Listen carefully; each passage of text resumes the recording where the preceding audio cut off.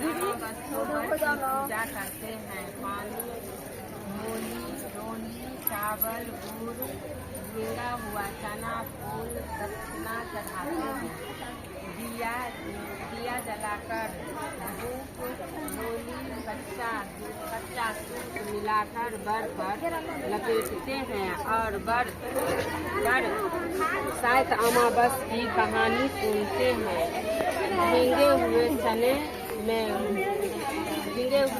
में रुके रखकर बैना निकालते हैं। फिर हाथ फेर कर सास के पैर छूकर बैना देते हैं। अगर किसी के बहन बेटी गाँव में हो तो ना हो तो उसका भी बैना निकालने के लिए भेजना चाहिए।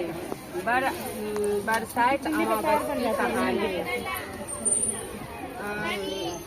भद्र देश में अश्वपति नाम का राजा रहता था, जिसके संतान नहीं थी। उसके बड़े पंडितों को बुलाया और कहा, मेरे संतान नहीं है, इसलिए तुम ऐसा उपाय करो जिससे मेरे संतान हो जाए। पंडितों ने बोले, भाई, संतान को तुम्हारे एक लड़की लिखी है जो 12 वर्ष की आयु में विधवा हो जाएगी।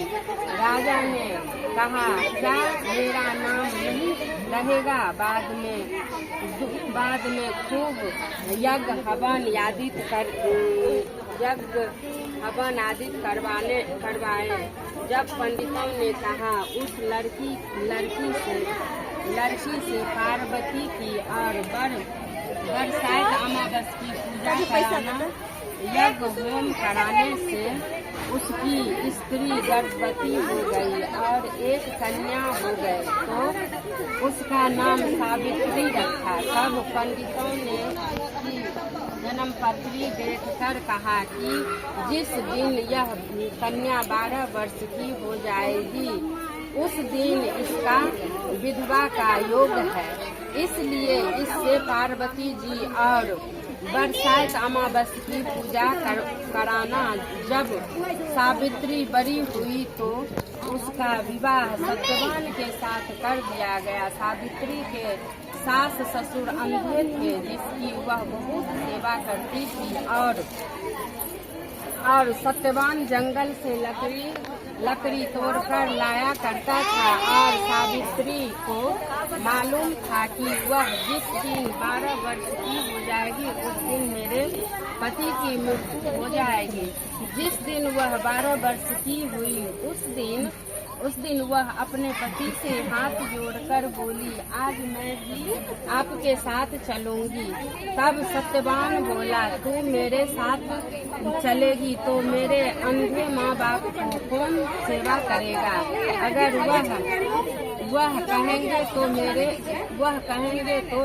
को ले जा, वह कहेंगे तो तेरे को मैं ले जाऊंगा। फिर वह अपने सास ससुर के पास गई और जाकर बोली, तुम कहो तो आज मैं जंगल देखने चली जाऊं।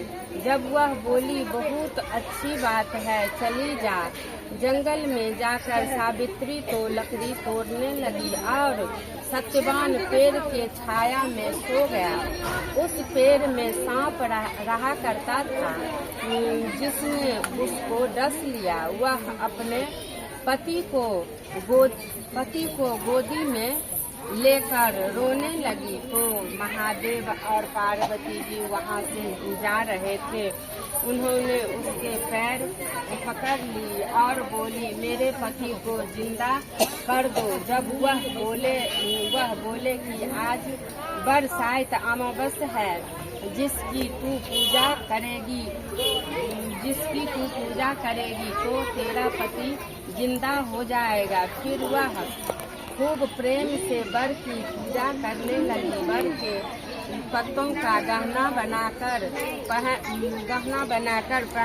पहना, जो हीरे मोती के हो गए। इतने में धर्मराज का दूत आ गया और उसके पति को ले जाने लगा तो उसने उसके पैर पकड़ ली। तब धर्मराज बोला कि तू वरदान मांग। तो उसने कहा कि मेरे माँ बाप के पुत्र नहीं है। जब धर्मराज बोला कि सत्यवान से 99 पुत्र हो जाए। फिर धर्मराज बोला सत्य है, 99 पुत्र हो जाएंगे। फिर वह सत्यवान को ले जाने लगे। तब सावित्री बोली कि है महाराज, आप मेरे पति को ले जाएंगे तो पुत्र कहाँ से होगा?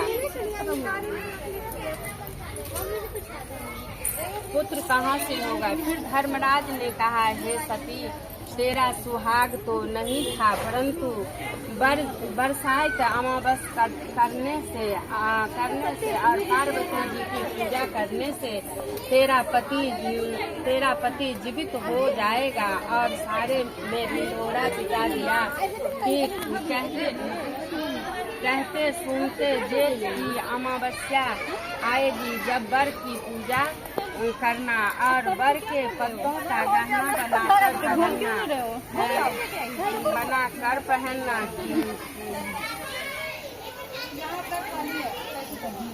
बहना निकालना। है महाराज, जैसे बरसाइत अमावस ने सावित्री को सुहाग दिया, उसी प्रकार सबको दिया। जो भी इस कहानी को कहता सुनता और उसकी सब मनोकामनाएं पूर्ण होती है। बोलो सत्यवान सावित्री सत्यवान की जय।